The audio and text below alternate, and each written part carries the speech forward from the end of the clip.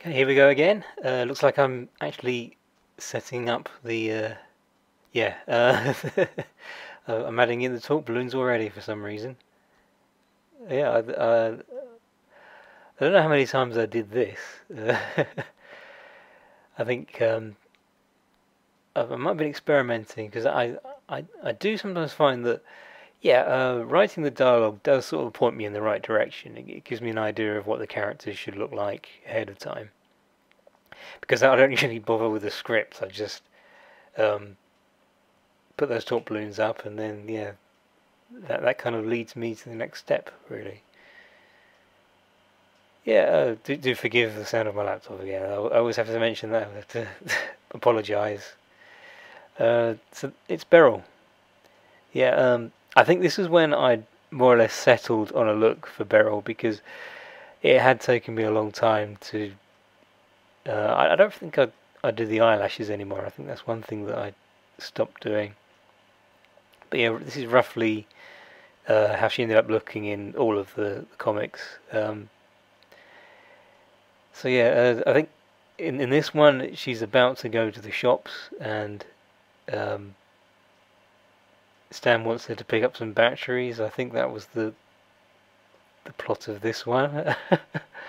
I, I I'm not entirely sure. I can't really see. I don't really go back and read these very much. So yeah, which one was this? I've completely forgotten now. 142, I believe. Okay. Um, this one, I suppose, this one didn't take me that long. Because the video I've got here is 12 minutes, just about 12 and a half minutes long. Yeah, and I had to draw Stan looking a bit ill in this one. Uh, I don't know if I usually draw his eyes a bit taller than that. His eyes tend to stretch, and I think because I'm just a little bit inconsistent. I don't think I was trying to make him look a bit more droopy because I tend to just draw those little lines that show that he has droopy eyes. Um, yeah, my laptop's making so much noise. Never been good at drawing hands. I think I've drawn Beryl. I always do that. Is yeah, Beryl's thumb is in the wrong place. That's something that I always get wrong. I feel like because I think what annoys me about hands is it seems like they shouldn't be that hard. I don't know. Actually, maybe I didn't get it wrong. This is the thing. I'm really confused now. I don't know if I did that right or wrong. She's sort of going like this. Yeah, I suppose her thumb would be away from. I did get it right, but the fact that I thought I might have got it wrong is an example of how confused I get when it comes to drawing the fingers and thumbs. And really, you have to remember the rule of depending on which way around the hand is, uh, then yeah, the thumb has to change. So we've got this hand held out, and that would be the left hand. So therefore, the thumb is on the far right because of the angle, but I've got it. Yeah. So yeah, she has these really small batteries because I was just thinking the more A's you put in front of the battery, the smaller they get. So it seems. Oh, now I was really lazy here. Look at that! I just copied and pasted the image and just adjusted Beryl's glance and just changed her mouth a bit. That's pretty much all I did. I mean, yeah, I think I've said before. I've been learning about what I can and can't get away with, and it's funny how duplicating images is something that you can get away with because it's handy if you need you could argue it's a bit of a cheat, but at the same time it really helps. It's handy because um,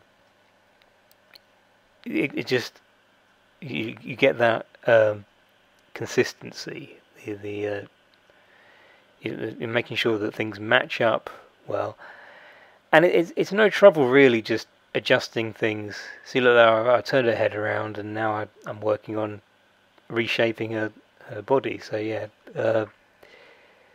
that's the kind of cheats that I do. One thing that the new Illustrator does that the old one you couldn't do with the old one is you can join lines up. If you draw two separate lines, you can just select them, and then you can just merge them together using the brush tool. Just go over them again, and then they connect, and that saves a lot of hassle. I find it's actually very useful for drawing things like arms, because I tend to draw separate lines to show where the joint is. But then to make it look like it's part of, they're both part of the same body, I like to join them up. So this picture of Eugene, it's a very sick Eugene having a bowl of soup. I was never really that bothered with how much detail I put into his drawing. He's just sort of looking into it. Did I put a spoon in there? That's how you know it's a bowl of soup. Yeah, I think that's it. There it is. There's the spoon. So I don't know what you're complaining about, Eugene. You've got a spoon there. You can eat that up. Yeah. So once again, I'm creating separate panels in Photoshop. So I'm saving separate files for each the drawings that are going to go in individual panels. Do a bit of colouring there. Red because it's tomato soup. I feel like I've got a bit of a stuffy nose, by the way. I'm not feeling ill, but recently it's been bothering me a bit.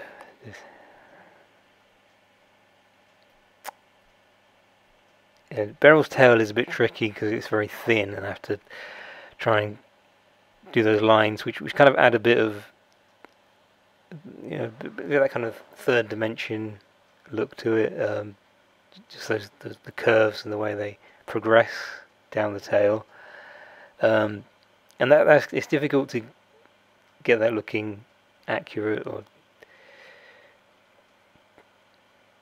I'm just doing a generic looking painting in the background, just a picture.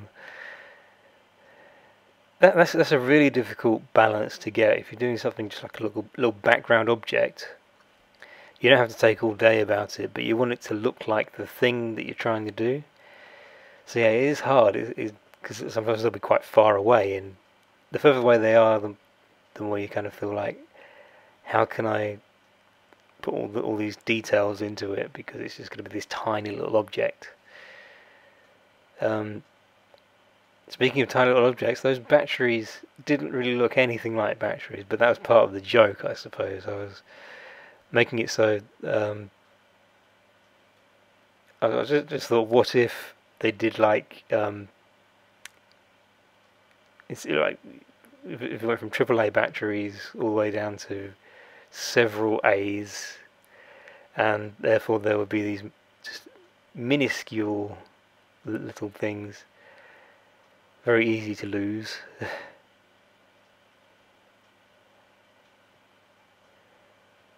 I think it seems to make Beryl quite bossy in a lot of these early comics. I did away with that. I thought I want Beryl to be a bit more fun in the later ones. She has a much better sense of humour in the more recent stuff I've done with these characters.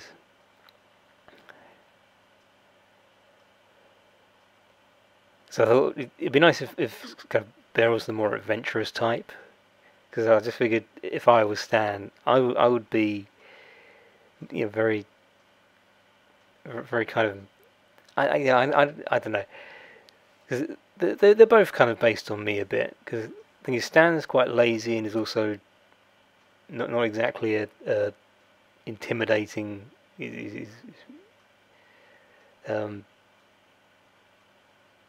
I don't know. He's indecisive. He can't think of ways to describe himself very well.